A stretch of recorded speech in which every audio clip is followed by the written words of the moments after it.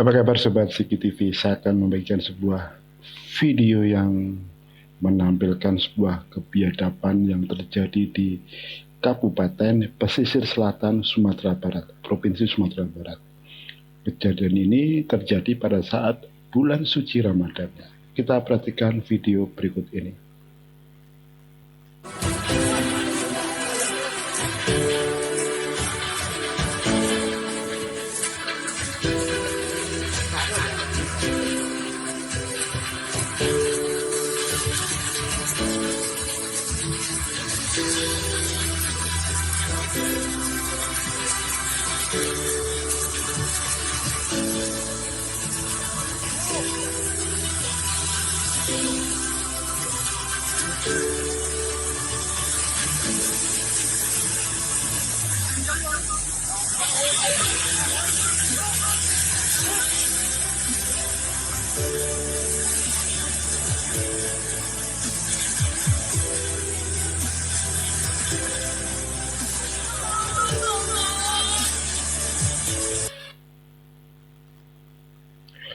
Ya, di video yang berdurasi sekitar 30 detik ini, di akhir video terdengar suara wanita yang diseret oleh 300 orang ini meminta tolong, ya, minta pengertian kepada para kelompok massa ini agar misalnya dia jangan diperlakukan seperti itu. Nah, modus dari peristiwa ini adalah sekelompok massa yang diperkirakan jumlahnya sekitar 300 orang itu melakukan penertiban tempat hiburan malam di wilayah Kabupaten Pesisir Selatan Provinsi Sumatera Barat.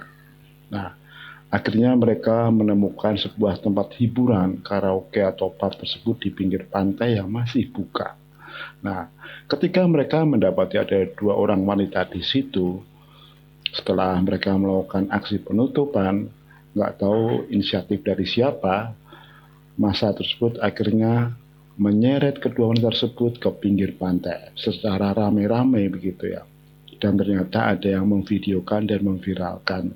Justru video dokumenter tersebut sekarang menjadi backfire bagi kelompok massa yang berada di Kabupaten Pesisir Selatan tersebut. Karena pihak kepolisian, yaitu Polres Pesisir Selatan, sudah menetapkan bahwa 300 orang tersebut bakal menjadi tersangka pada kasus penyeretan 2 wanita yang diduga sebagai pemandu lagu tersebut ke pinggir laut, bahkan sampai sempat ditelanjangi. Beberapa berita kemudian muncul setelah peristiwa itu bahwa sebenarnya 2 wanita tersebut bukanlah pemandu karaoke, tapi mereka hadir di situ atau datang ke situ adalah pengunjung. Seperti yang saya ungkapkan dari depan bahwa tidak tahu siapa yang berinisiatif untuk menyeret 2 wanita tersebut. Apakah mereka tidak menanyai dulu identitas mereka, siapa mereka, kenapa mereka datang ke situ. Atau mungkin juga kedua itu sudah takut duluan ya, karena disitu kan ada 300 orang yang menggerebek tempat tersebut. Ya, namanya juga wanita, siapa yang nggak panik dan takut ya. Mungkin juga ada aksi-aksi kekerasan di situ, misalnya kayak kekerasan verbal, maksudnya membentak-bentak, memarah-marahi, teriak-teriak ya. Ya mungkin wanita tersebut takut untuk mengaku bahwa mereka itu bukan pemandu lagu, udah stres duluan lah ibaratnya begitu. Nah, ternyata peristiwa itu berlanjut dan mereka mungkin tidak mendapatkan jawaban yang tepat. Ya akhirnya 2 wanita tersebut diseret ke pinggir pantai. Yang mirisnya 2 wanita tersebut ditelanjangi di depan 300 laki-laki yang melakukan penertiban di bulan suci pada saat kejadian itu. Ini kan sungguh sangat memprihatinkan ya. Ya, kalau kita baca data statistik ya, Kabupaten Pesisir Selatan Provinsi Sumatera Barat ini 99% dihuni oleh umat Muslim. Nah, seperti juga kita ketahui bahwa Provinsi Sumatera Barat itu melandaskan budayanya pada hukum-hukum Islam atau ajaran-ajaran Islam. Nah, dengan kejadian ini justru akan membuat umat muslim di Sumatera Barat secara keseluruhan itu membuat jadi mereka malu. Kenapa ada orang-orang yang menyalahgunakan agama untuk memuaskan nafsu mereka sendiri? Ya, semestinya sadarlah bahwa Indonesia itu bukan negara agama. Indonesia ini adalah negara hukum. Ya, apapun yang berkaitan dengan konflik antar kelompok, antar individu, antar lembaga, antar perusahaan, semestinya dikembalikan ke ranah hukum.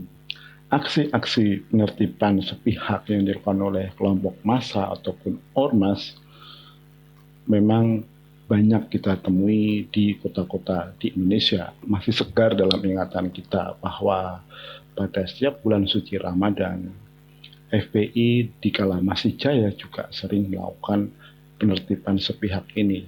Nah, ternyata sekarang aksi-aksi tersebut juga diikuti oleh nggak tahu ormas atau sekelompok orang di wilayah-wilayah lain, menjadi semacam pola atau modus bahwa setiap bulan suci Ramadan, ormas atau kelompok-kelompok orang tersebut berhak melakukan penegakan hukum lewat penertiban rumah-rumah hiburan.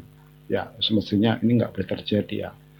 Ini adalah tanggung jawab dari pemimpin umat agama setempat ya. Semestinya mereka bisa mengontrol atau mengendalikan umatnya agar tidak berbuat anarkis atau melanggar hukum seperti ini.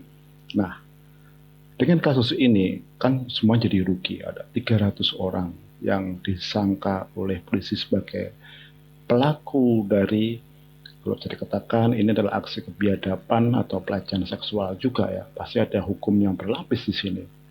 Nah, kabarnya polisi itu kesulitan menemukan para tersangka ini karena berdasarkan laporan dari pihak Polres Pesisir Selatan, mereka baru menanyai 7 orang saksi. Kalau tadinya saksi tersebut menjadi tersangka, ya artinya masih ada 293 orang lagi yang harus dicari oleh kepolisian.